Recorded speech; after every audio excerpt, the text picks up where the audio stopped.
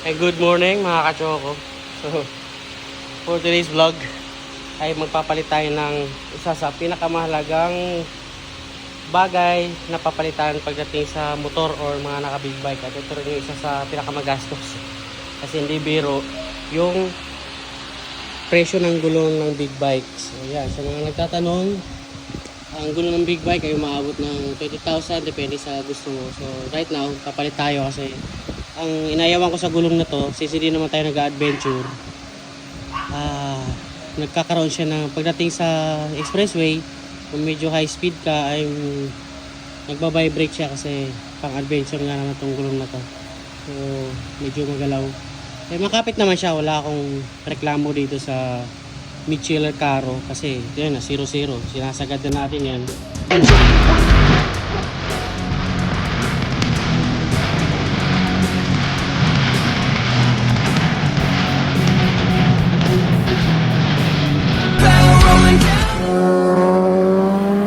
Makapit pa rin siya, pero ayaw ko lang sa kanya yung hindi stable pagdating sa medyo 100 pataas ka na takbo, nagwa-vibrate siya. And yung unahan talaga pudpud na. Wala na to, nakiinis na yan. So ganun yan sa pag big bike, yan talaga una na pupudpud. Depende, ako kasi madalas una napupudpud ko talaga yung front tire. Kasi yan ang mas ginagamit ko pagdating sa twisties. 75% sa harap, dito 25% lang. Ganun siya. Ganun ko siya ginagamit. Kaya makapal pa siya, halos pantay nga lang yan. Oh. May kayo dito, papunta ron. Pero itong gulong na to, sa mga may gusto, pag-usapan natin yung presyo, magkano pang bilhin to. Makapal pa, nasa 85% pa to. Caro Street. Makapit to. Right, so tara. Punta tayo sa Takara Tire sa Pateros para palitan itong gulong natin. So doon malaman nyo mamaya kung ano yung ipapalit natin. Let's go.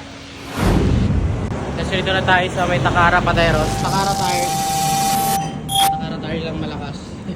So ito na yung gulong na ipapalit natin. From Michelin to yung Michelin na Road 6. 190 by 55.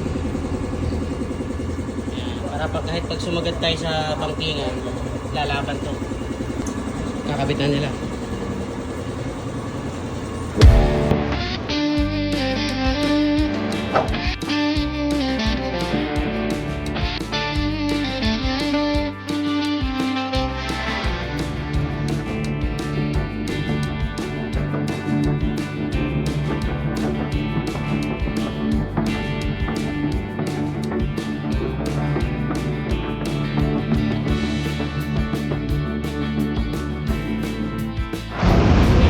Ito yung finished product. Front tire, Road 6, and the back. Rear tire natin, 190 by 55. Tara, subukan natin sa Marilaki.